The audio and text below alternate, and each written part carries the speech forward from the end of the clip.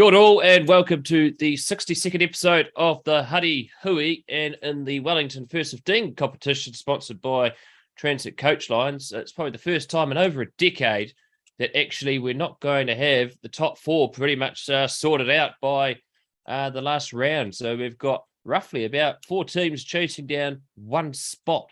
It's a thrilling finish to the First 15 competition, and one of those players who plays for St. Bernard's College knows all about what it's like to narrowly miss out making the semi-finals.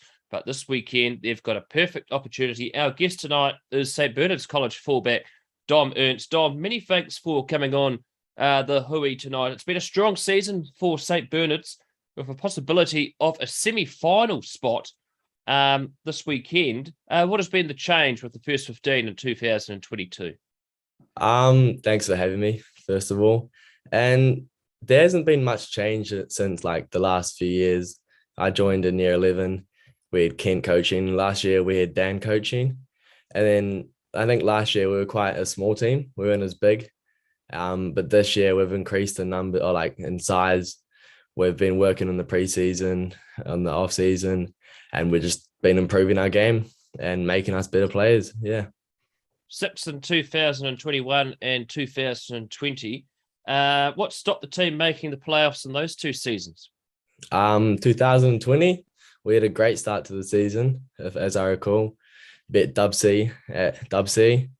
And then I think we had a few injuries to our couple of key players, and it just went downhill from there. And COVID interrupted that season too. So there was only a final, no semis or anything. Yeah. And last year, I think it was just a bit of a rebuilding year. Some of the teams were stronger than us. We tried to compete, but we weren't as good last year. But we tried our best. But yeah. Wellington College 2020, winning there at Wellington College is a tough assignment. And of course, it was the first time that St. Bernard's had been at Wellington College since that 2001 final win against them that year. What was the key to the win that year? Nonu Tuia.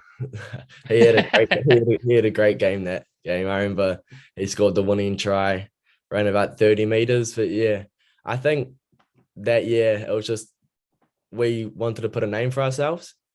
We weren't considered like a great rugby school. Yeah, we just wanted to put a name on the map for ourselves. And I think that game helped us with that. And yeah. Of course, versus Wairarapa last weekend on a very solid and heavy field, a 29 points to 12 win. And pretty much all the major damage was done in the first 15 minutes and then sort of fell into the shells. What's the team got to work on after having such a stunning first 15 minutes? I think a big problem with us, we just get too confident.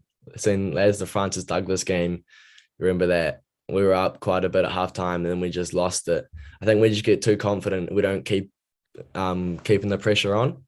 I think like a big work on for us is just keeping the pressure on and keep going the whole 70 minutes. Yeah.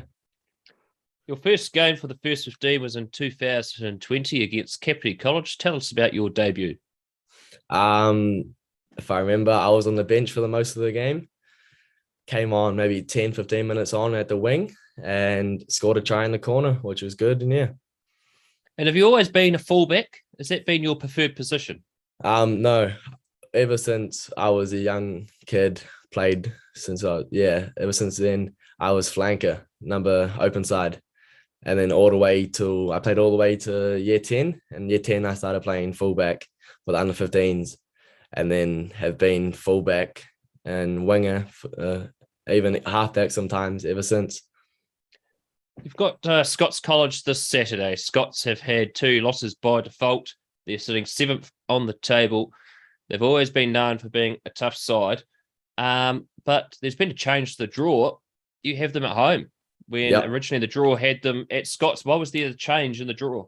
Because last year we were meant to be playing at home and then we changed it to their place because it was their 100th anniversary, I think. So you could have a home game on the 100th anniversary. And yeah, that's why they've changed it. Historically, the St. Bernard's #1 rugby field, no matter what drainage work they do to it, in late winter, it's one of the toughest fields to play rugby on. And it's also a great leveler for some of those big teams. Why is that? I'm not sure. The field's terrible. Yeah, I don't know.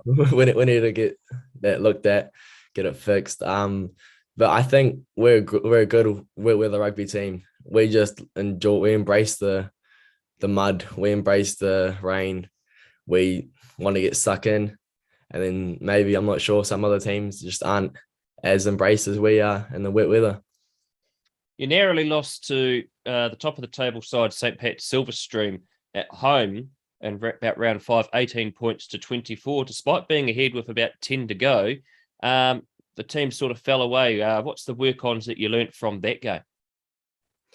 I think, like I said before, we need to play the whole 70 minutes. We lose it sometimes, and we just don't continue playing our game of rugby, and we fell into their style of rugby, and then that's where we lost it for us. Yeah. Of course, the week after you had Wellington College, it was a highly fancied match. It was about 4 and 5th on the table. Of course, 2 years ago, you had beaten them.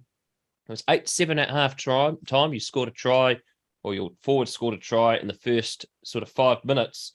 But the second half, it ended up being 32 points to 7. What has the team learnt from that experience, the second half of that game? Yeah. Wellington College, yeah, they were too quick, too fast.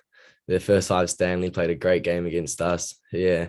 I think what we learned that we're not as fit as some of the other teams.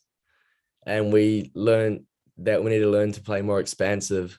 We've been trying to, but they just use their width, use the field, and they just were too good for us. Yeah. What will it take for you and St. Bernard's to beat Scots College this weekend? And are you aware of the possible scenarios to earn 4th spot? Yeah, I'm aware of all scenarios. There's quite a few of us that could go for 4th at the moment. And I think what could help us win, rain and a lot of it. Well, it is scheduled to be another wet Saturday. So who knows what could happen? That St. Bernard's field always puts up a lot of surprises. Yeah. Dom, there's one thing about you is there's not much size to you.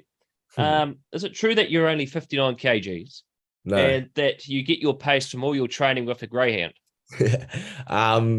No, I'm 63 kgs actually. Oh, so you've gone up a little bit. There we go. Gone up a little bit. And no, I hear you say that a lot. I find it quite funny.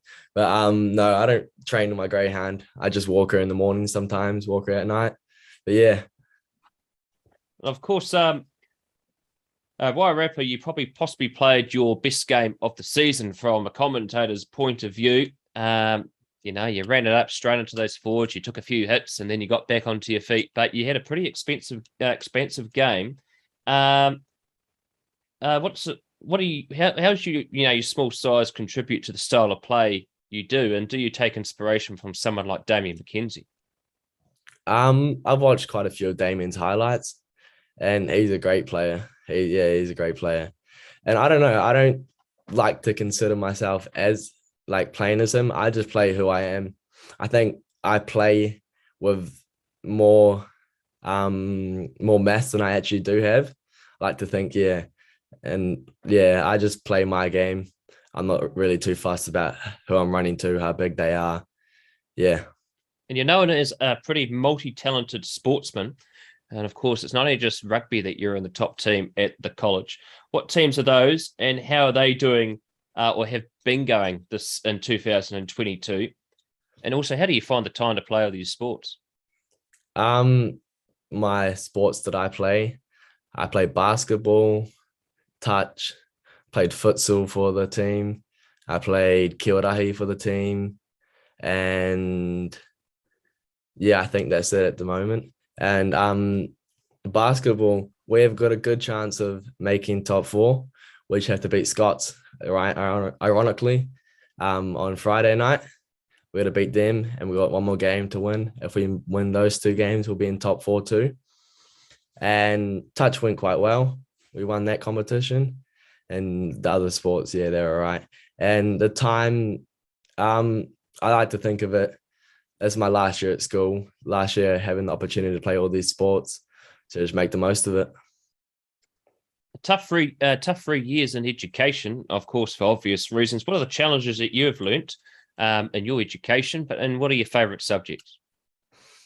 Favorite subjects? I'd say PE.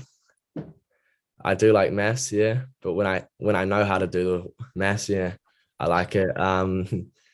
And yeah, I'd say those two are my two favorite at the moment. Yeah. Of course, have you been? Of course, going back to rugby, have you been on any rep teams' horizons at all, like local Wellington sides? I did make the Wellington under-18 camp, which is recently, but that's about it, which I've known of. Yeah. And what has that selection resulted in so far, besides being selected to the camp? Nothing else yet, just the camp, and then I'm going to build from there, hopefully.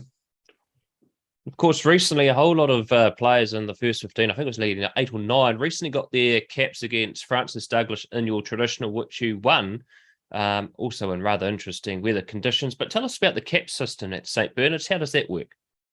For our caps, we have to play 25 games, and that's how I got my one. Or we play 5 traditionals, and that's quite hard to do in the year.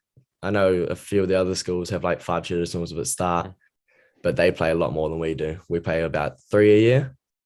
Yeah. And who are those teams that you play traditionals we against? Huddy Hui, Hatapolda, and Francis Douglas. And last year we played St. Paul's from Auckland, but we didn't manage to do that this year. What has been your favourite first 15 game, and why in your 3 years in the first 15? Good question. I'd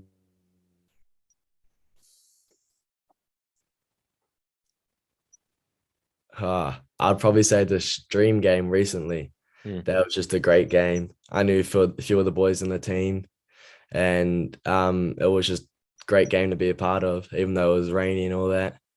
It was just a good game, good heartfelt rugby.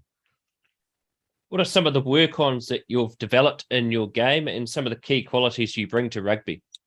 I like to think I've developed my kicking game. I don't normally kick. I used to not kick that much, but I've developed quite a lot this year.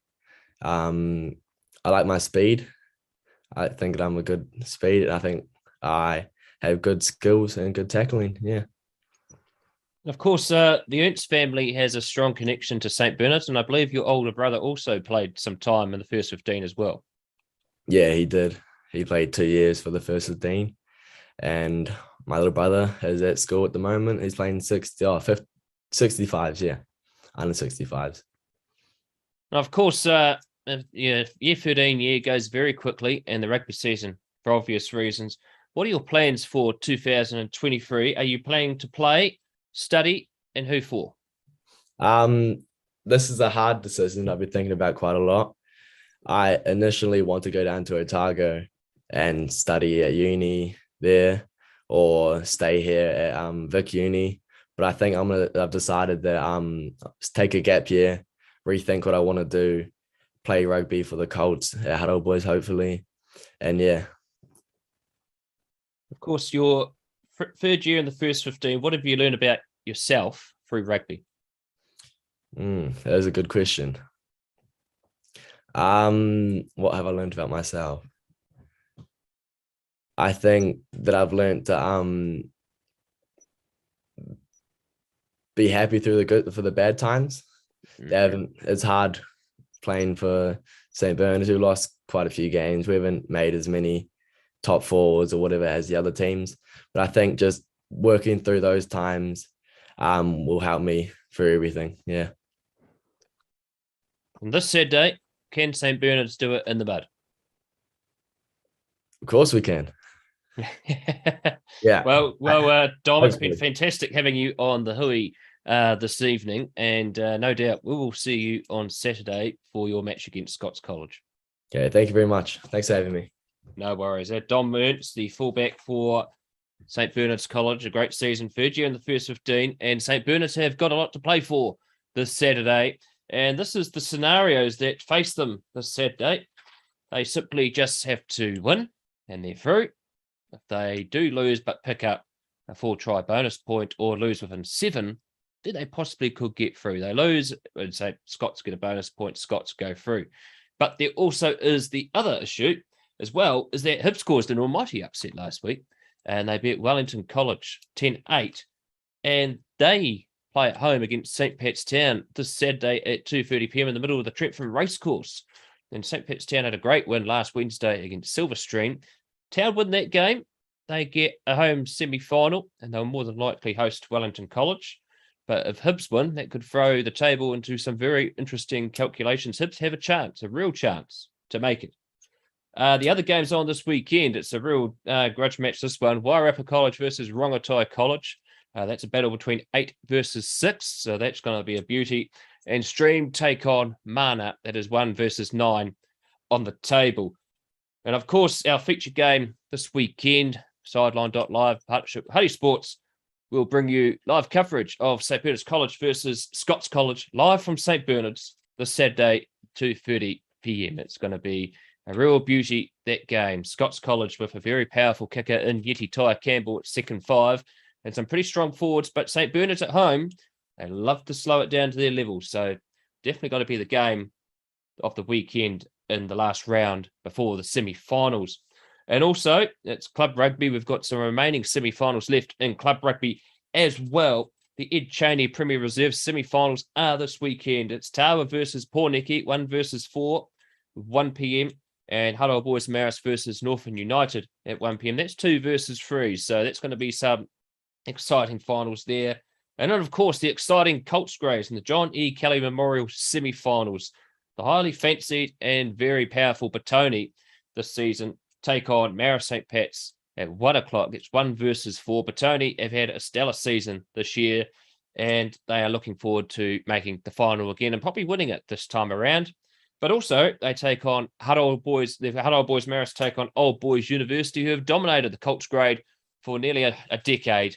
This season, though, they haven't been their usual self, and they take on Huddy Boys Marist. That's 2 versus 3, 1 o'clock as well. And also the NPC kicks off this weekend. And of course, the Wellington Lions play their first home game against Bay of Plenty this Sunday at 4:35 p.m.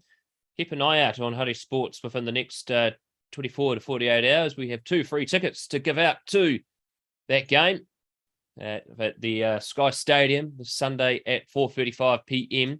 Look on our Facebook page and also Instagram for a trivia question. And whoever gets the right question will go through and win those 2 free tickets to this weekend's game. So all the instructions will be in our Instagram and Facebook pages. So look out for those either tomorrow or Friday. So an exciting end to the Hui tonight. We're getting to some thrilling actions.